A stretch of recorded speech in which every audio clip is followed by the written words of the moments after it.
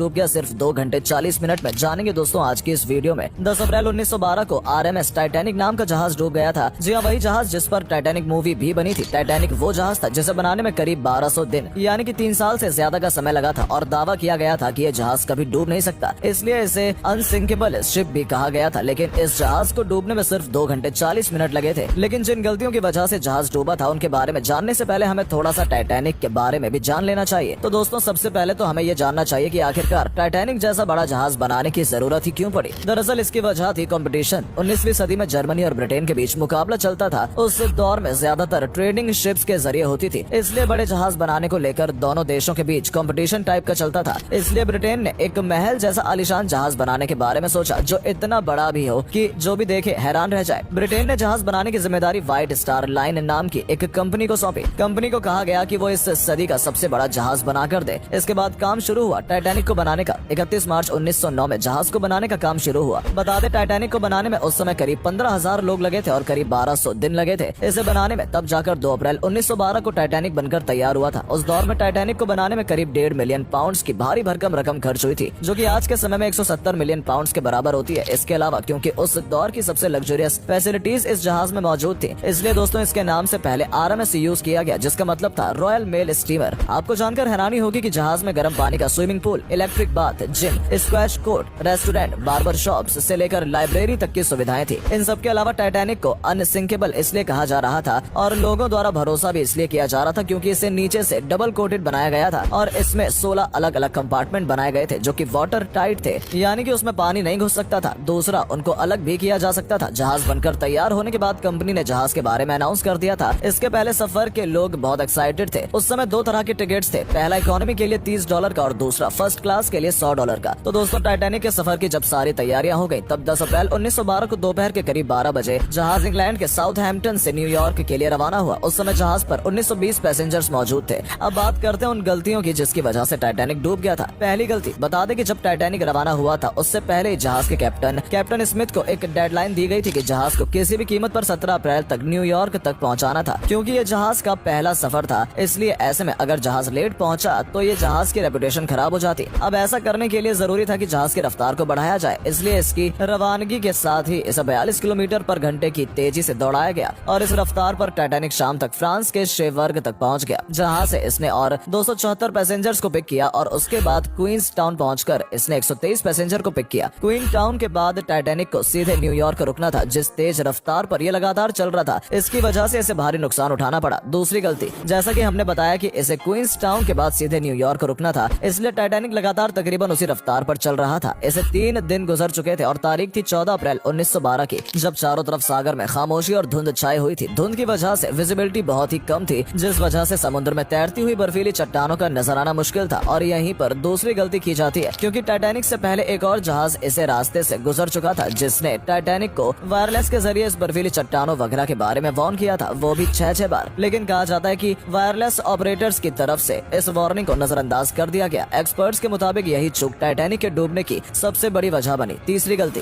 Captain Smith जहाज की रफ्तार को तेज बनाए रखे हुए थे क्योंकि वो चाहते थे न सिर्फ जहाज 7 दिन के लिए अंदर न्यूयॉर्क पहुंच जाए, बल्कि उसमें रिटायरमेंट के साथ टाइटैनिक तेज रफ्तार के मामले में भी रिकॉर्ड बना ले। इसलिए उन्होंने जहाज की रफ्तार को तेज ही रखा। लेकिन हाँ, उन्होंने सेफ्टी के लिए रात के समय में 2 क्रू मेंबर को जहाज के ऊपर तैनात कर दिया ताकि प्रॉब्लम हो तो पता चल सके। फिर 14 अप्रैल की रात को 11:39 पर निगरानी के लिए तैनात मेंबर्स को जहाज के बिल्कुल सामने एक बड़ी सी बर्फीली चट्टान नजर आती है। ऐसे में उन मेंबर्स ने फौरन ही वार्निंग के लिए घंटा बजाया और फोन पर जहाज के दूसरे मेंबर्स को चट्टान के बारे में बताया। अब जैसे चट्टान के बारे में पता चला, तुरंत ही जहाज की डायरेक्शन को चेंज करने की कोशिश की गई ताकि जहाज चट्टान के साथ टकराने से बच जाए। लेकिन सारी कोशिशों के बाद भी जहाज का निचला हिस्सा चट्टान के साथ टकरा ही गया। अब यहाँ पर गलती ये थी कि जिन क्रू मेंबर्स को पहरेदारी के लिए रखा गया था उनके पास कोई भी दूरबीन नहीं थी, जिससे कि वो उस धुंध भरी अंधेरी रात में ज्यादा दूर तक देख पाते। इसलिए जब उन्होंने चट्टान को देखा तो चट्टान और चट्टानों के बीच इतनी ज्यादा दूरी नहीं बची थी कि जहाज को चट्टान के साथ टकराने से बचाया जा सकता हो। इसलिए 11.39 पर चट्टान के नजर आने पर 11:40 पर चट्टान और जहाज की टक्कर हो गई। चौथी गलती, जैसा कि हमने बताया था कि डबल कोटेड होने के साथ साथ इसमें 16 अलग अलग कंपार्टमेंट्स बनाए गए थे, इसलिए टाइटैनिक के चट्टान के साथ टकराने के बाद भी उसके बचने के चांसेस थे। लेकिन चौथी गलती ये थी कि जहाज की बॉडी में स्टील की रिपिट्स की जगह कास्ट आयरन से बनी हुई रिपिट्स का इस्तेमाल किया गया था। इन रिपिट्स का काम था जहाज की बड़ी प्लेट्स को जोड़े रखना, लेकिन कास्ट आयरन की बनी बनी हुई रिपिट्स स्टील के मुकाबले कमजोर थी, इसलिए जब जहाज में पानी भरना शुरू हुआ तो पानी के प्रेशर को ये रिपिट्स नहीं संभाल पाई। पांचवी गलती, टाइटैनिक की टक्कर दोस्तों जिस चट्टान से हुई थी उसका साइज फुटबॉल के ग्राउंड जितना था, इसलिए टक्कर इतनी जोरदार थी कि जहाज में मौजूद हर सेंसर्स को झटके का एहसास हुआ। यहाँ तक कि जहाज के मालिक जोसेफ ब्रूस